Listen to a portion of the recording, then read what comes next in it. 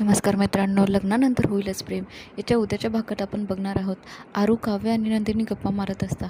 तेव्हा काव्य म्हणते की आपल्याला जे हवं ते आपल्याकडून हिसकावून देऊन आणि जे नको ते आपल्याला थोपवलं यालाच लग्न म्हणतात. हे ऐकून नंदिनी तिच्याकडे बघतच राहते. दुसरीकडे जीवा आणि पार्चाई त्यांना मिठाई देत म्हणत असते, लवकर जा नाही तर उशीर होईल आणि काव्य आणि नंदिनीला घेऊन या. तेव्हा जीवा पार्थकडे बघतो आणि म्हणतो, मी ह्याच्यासोबत जाणार नाही. हे ऐकून जीवाचे वडील खूप रागवतात आणि म्हणतात, ह्याच्यासोबत जाणार नाही म्हणजे काय?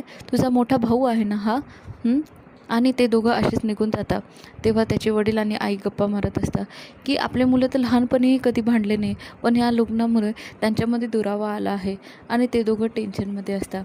दुसरीकडे रम्या रात्री पारच्या खोलीत जाते आणि त्याला विचारत असते, हे लग्न झालं तुझ्या मर्जीविरुद्ध, पण तू अजूनही ते एक्सेप्ट केलं नाही. दुसरीकडे नंदिनी बघ, तिने तर सगळं एकदम सहजच एक्सेप्ट केलं, जसं तिला जीवाशीच लग्न करायचं होतं. आणि पार्थ दुःखी होतो. तर मित्रांनो, लग्नानंतर होईलच प्रेम ह्याच्यात आता आपल्याला बघायला बरेच वेगवेगळे ट्विस्ट येणार आहे. तरी माझ्या चॅनलला सबस्क्राईब करा, लाईक करा. थँक्यू.